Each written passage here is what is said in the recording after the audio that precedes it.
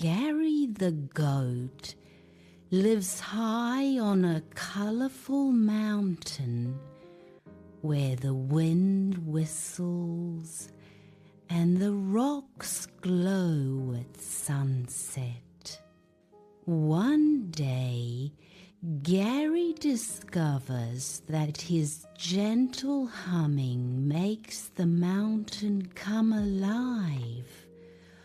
Flowers sparkle, clouds dance, and shy creatures peek out to listen. When the mountain's magical music suddenly fades, Gary learns that the melody stone has gone missing.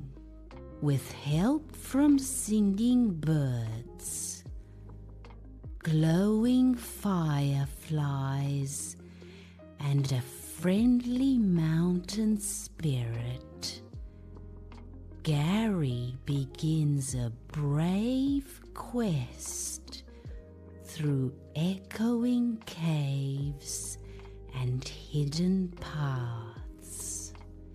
At the mountain's peak, Gary uses his heart and voice to restore the melody stone.